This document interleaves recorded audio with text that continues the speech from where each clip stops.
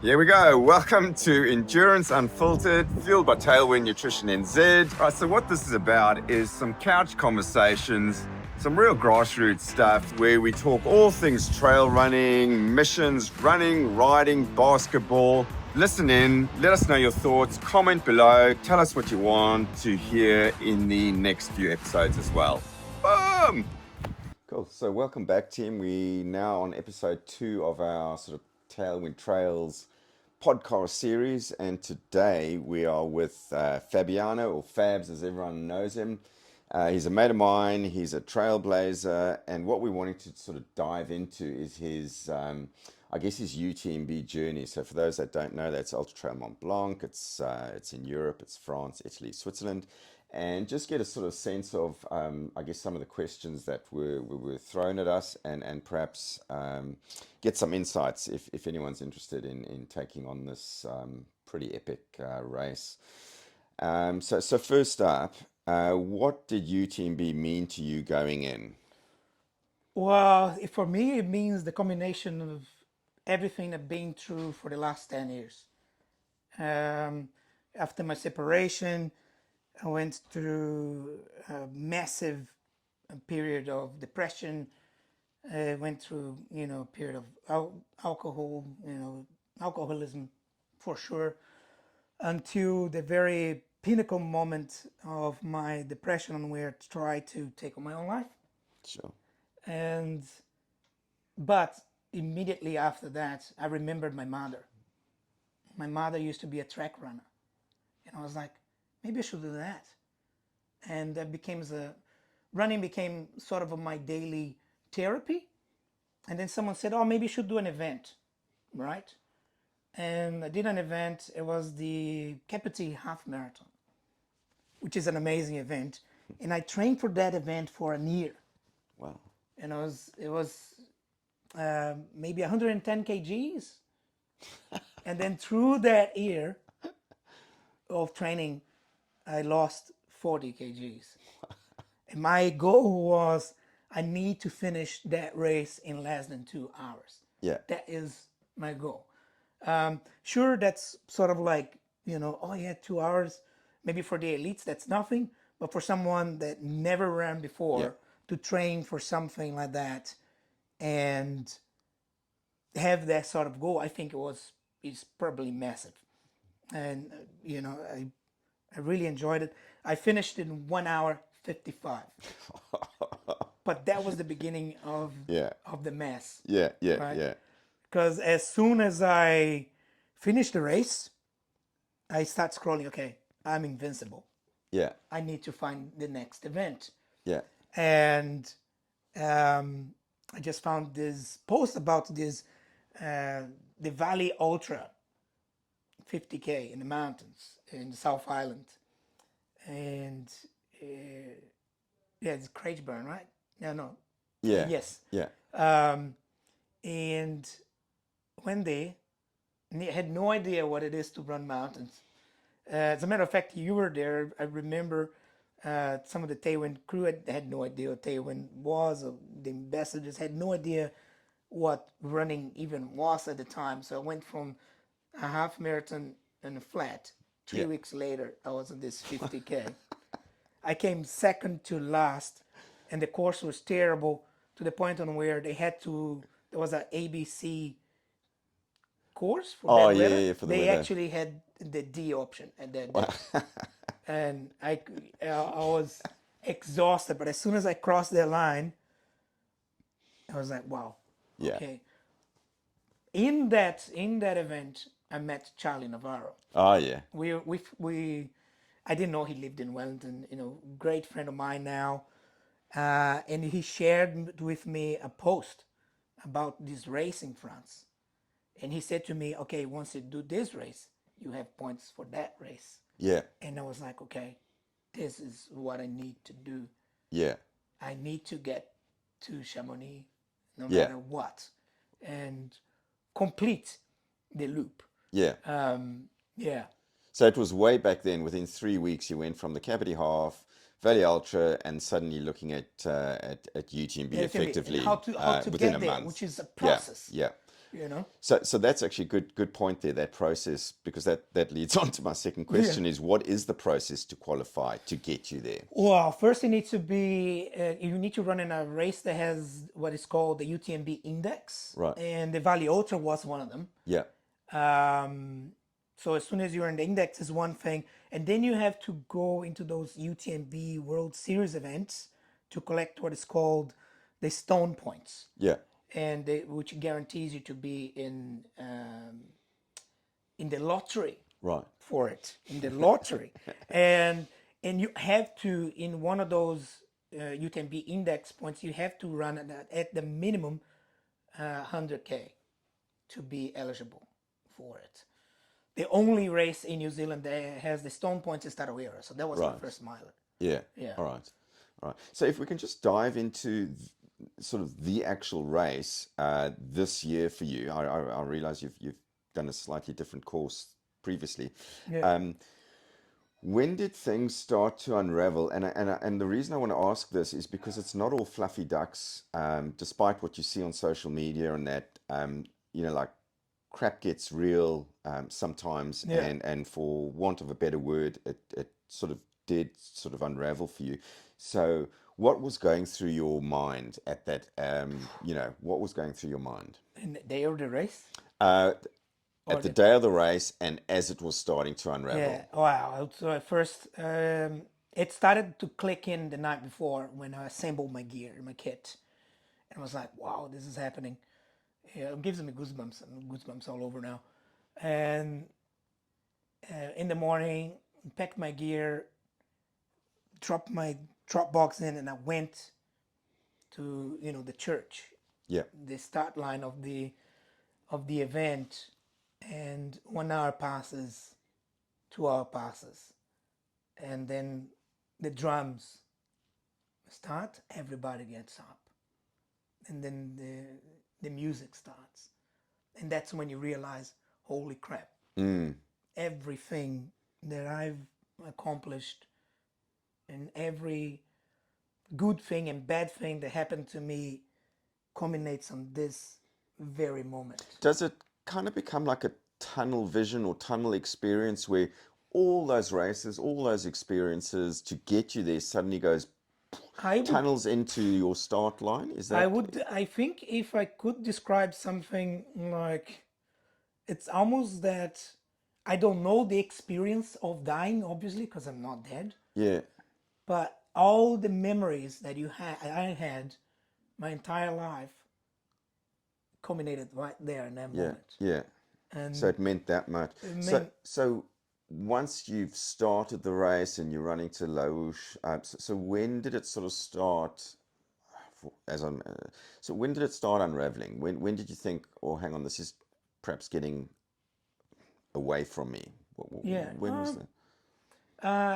the race wasn't really getting away from me. We had bad weather. Yeah, I was feeling very strong, and and it was amazing. You feel like you're a superhero in all the cities, right?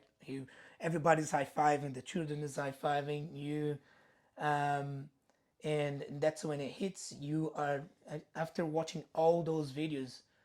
Everything, every step that I take is like a memory that I had and I didn't at the yeah, same yeah, time. yeah, Yeah, and everything went perfectly fine yeah, until Col de Boham, on yeah, yeah. where we actually got pulled back because of the weather. Right. My time was actually okay. Yeah. Yeah, So talk us through that. Talk us through the moment you were stopped. yeah. Um, so what was harder, being stopped or what came after? So day one after or week one, month one. I think I think when I stopped, I yeah, when you stop because of reasons that are beyond your control, it's Yeah. different than when you stop because you didn't reach by time or because you pulled out. It was like the race decisions to pull you out because the situation at the top is not great. Yeah. So because of that, I didn't really felt like I was missing anything because it Oh, was good. not on my control. Yeah. And day after, I was already making plans. Okay, how I'm coming back? Cool. All How I'm right. coming back to here?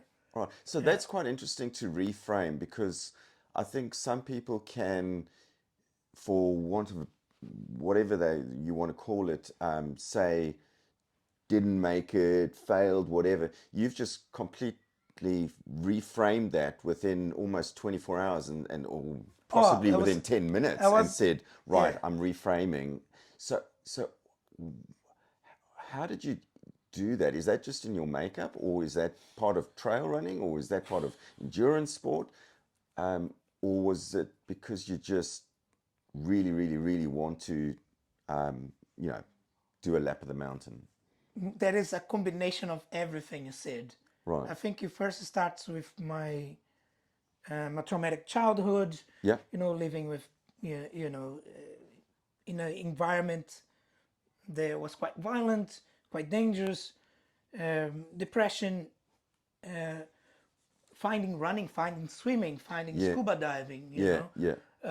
and all those things that came with endurance that essentially is a therapy for me. And having this race, the loop of the mountain is the goal to, I don't know, almost as like I want to complete. It's a good point. Rather than, yeah, complete rather than sort of dominate or something. I Yeah, don't think anyone can dominate a mountain like Everest and stuff. It's to experience yeah, the mountain. So would you say you kind of touched on it there, but has your view of endurance and success and self-worth shifted because of this race? no, no, because I Because didn't of finish, or yeah, because yeah, yeah, yeah. no, no, no, no, no. It actually got way broader now, Brilliant. way bigger. I'm Yeah, thinking now of Cocadona 250. I'm thinking the Iditarod 1000. How can I get there? How can I do those races that um, and the thing about those races is not that they are a physical challenge, they are a spiritual challenge. yeah, And yeah, that's why I do them. And I yeah, think for me, because I hold the UTMB as such a patamar, is almost like for me my mecca, my yeah, ultimate yeah, spiritual journey is to complete the loop, yeah. you know. Would you do it outside of the race? Like just do I it? will do it outside of the race. As a matter of fact, if I go there again, I'll probably do the loop once Yeah, a week before, and I see huge benefits to do that, yeah, because it will give you more insights. I already had a little bit of an insight because of the TDS, yeah, which now I'm thinking it's time to go back for the TDS. yeah, But yeah, I think it would be cool to do that. I think yeah. that's what I'll do next time. I think it's quite interesting how endurance sport and even being an entrepreneur is so close because with these entrepreneurs, how they frame or even experience failure is so different to how normal folk do. We tend to think of failure as just the absolute pit and it's a negative thing, whereas they just look at it as a little hiccup and boom, they're gone Yeah, again, yeah, and they're creating new big businesses. And I think you've just touched on it really well, um, by whatever you want to call that experience of being stopped, that doesn't define you at all. That's just added on to your foundation. So maybe doing another miler, maybe doing something even bigger. And let's be honest, we all know the big cats in these endurance sports, yeah. they all DNF anyway. They And are and DNF. then the Yeah, next yeah, yeah, week they're going exactly. to get Yeah, course records. So yeah. I'm quite interested, just that's why I was just wanting to dig into your psyche of what do you yeah, so this is the $1 million question. What did if someone said, what did the race experience mean to you, given that you were stopped for whatever reason? What did it actually mean? Was it is there a term that you call that, or is it just part of your journey? It's part of my journey. I think for me, like even being on that start line that I dreamed for Yeah, years, it was a big accomplishment because you have to go through so many hurdles yeah, to even get yeah, there, 100%. Yeah, right? Um, And for me, the start line itself was the culmination of everything that I accomplished. Yeah. Completing the loop, of course, would be a bonus. Yeah. But, you know, more than 1,000 people couldn't do Yeah. it Yeah. because of the weather. And it's completely opposite the year before, which was super hot, and this year was super cold. Yeah. And I even said the lady to stop me. It's like, that is an option. Yeah. You know, I can Yeah. do it. Yeah. And she's like, no, we can't let you. Yeah. It's not an option for us. But you know, I'll take it. I'll Yeah. take it. And it's another lesson. And I'll see, okay, what can I do better? How could I pass that threshold? How can I improve my speed? What is the next? As a matter of fact, I was on the truck going down already thinking about what I'm gonna change. Yeah. Yeah. Because And something has to change. You can't do yeah, the same thing to get the same results. yeah, So, wow. So within 5-10 minutes, you're already reframing into something positive. I mean, that's yeah, a learning for a lot of folks. If you're looking at ultras, if we can just sort of look, you mentioned a few ultras, which are the bigger ones around the world. What are the ultras that you have sort of coming up in the next, say, 3 months? And what are some of the big ticket ones that you're perhaps looking at sort of in next year or the next 2 yeah. years? Well, obviously the next one is the spectacle, Right. and I made the decision yesterday. Yesterday night, I was like, okay, instead of trying to, because I still got some stone points, Yeah. but instead of trying to chase the stone points, let me chase to be better. And that's your building blocks, as you've just Yeah, mentioned. like, So let me just be brilliant. better. So I called the race director for the spectacle. I couldn't call. I mailed the race director. Hopefully, I'll get back at some point today to change my distance from the 100K to 100 Perfect. miles. Perfect. Great. You know, So that's starting, that's putting into place yeah. exactly what you've just spoken about, which is, And I had the training. It's yeah, not like yeah, it's not like, because I didn't do the full loop. And now, as I was going down the mountain back to uh, back to the place that I slept on, which I don't really remember, I was thinking, okay, I need to do this and this and this. yeah, So the yeah, spectacle needs to change now because I have the training. yeah, I didn't stop it, yeah, right? yeah. And So, it's a fairly chunky mile of that. So you oh can yeah, take yeah, some learnings from the spectacle over to Europe. Last question, if we can just wrap up. Um,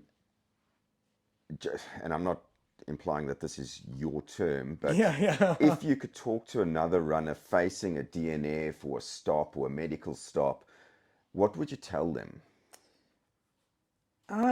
I would say, if this wasn't your call, if this was the call of the race, take it as a learning thing. If it's because of timing, if it's because you injured, stomach problems, so many things can happen in Yeah, those races physically and spiritually. However, I would say, if you're facing the challenge of the miler, yeah, which for me is a spiritual journey. Up until 100K, I think it's a physical one, yeah, but after the 24-hour mark is a spiritual one. A lot of the you will encounter a low point in the miler that will tell you to stop. If you are capable of crawling, yeah, continue. yeah, Don't give up because you hit that low point. yeah, Sure, give up because you broke a bone or yeah, because you run out of time, of course. yeah, But don't give up because you're just hitting a psychological low point. yeah, yeah. What Yeah, happens if you DNF because you are too slow? So there's no medical, there's no weather. It's you've trained your guts out, yeah. and stuff has happened on the day, and you're too slow. You got DNF for that reason. How would you frame that, and how do you suggest others frame that? So it's not something that you can go, hey, look, it was the weather, or it was this or Yeah, that. yeah. It's 100% Mark Drew. I was too slow. I trained hard. I did all my strength training, whatever. Um, how do I flip that into a positive? Well, you have no choice, because if you flip that into a negative, then you're probably never going to race again. Yeah. right? And that will lead into probably a cascade of disastrous decisions. So if you didn't take it, the parts that work, Yeah. and take it as a positive, the parts that didn't work, you added to your training. Yeah. And that's what I did when, the spectacle was a big one for me. It came so close to DNF. Yeah. The TDS I Yeah. DNF'd. Yeah. But I take all those little lessons as like, oh, I mucked around on the aid stations too much. Yeah. Or I was too chatty with my hallucinations. I would probably have to, and I learned how to, okay, I'm hallucinating now. What do I do? Yeah. I learned Yeah. how to grab Yeah. those things now. I learned how to grab. Okay, I'm mucking around on the aid stations too much. Yeah. It's had a timer, 5 Yeah. minutes for the small aid stations, 20 minutes for the drop bag aid stations. Yeah. Max. Yeah. Set an alarm clock. Have a support crew that encourages to continue, but Yeah. also keep you. If you have a support crew, also keep you in the time. Yeah. Accountable. Accountable for the Yeah. time on the aid stations. That's what I would do if I DNF, Yeah, and I did that. Yeah. So you just I took the positives. Okay, I'm gonna continue doing that. Yeah. Took the negatives. Oh, this is what I need to do to Yeah. get better at those things. Yeah. That's cool, man. I mean, I'm glad we dived into some of the more Because it's dark, tricky. man. Yeah, It gets dark. Yeah, because Yeah. it's not all fun and games. I mean, 160k, 100k, 50k, whatever it is, whatever your ultra journey is, you're gonna get through walls You're and gonna get DNFs through. and I think- all that sort of carry on. Yeah, eh? and in ultras you'll get through. In a marathon you get through the low point at kilometer 30. Yeah. So you get through various kilometer 30s low points. Yeah. The lowest point in an ultra is if you go to a second night, and that's beyond. Yeah, your body's starting to question you. It's Yeah, not too natural, eh? Yeah. So look, thank you very much. I mean, we know your jam. You're going to be at just about every race in New Zealand, and that's what makes you cool because you're relatable as well. And Thank you. So folks can come up and ask you some really real questions. So fist pump that as a finish to episode 2. And look, just throw some comments down if you actually do want to ask any questions of Fabs. But otherwise, genuinely, he will be at just about every race that we sponsor. You'll see me there. Awesome. Catch you all later. Thanks, guys. Cheers. Dancing now. For more trail goodness, make sure you like, subscribe, share, do whatever you want. Get the message out there. We hope to see you out on the trails or out on another mission very soon.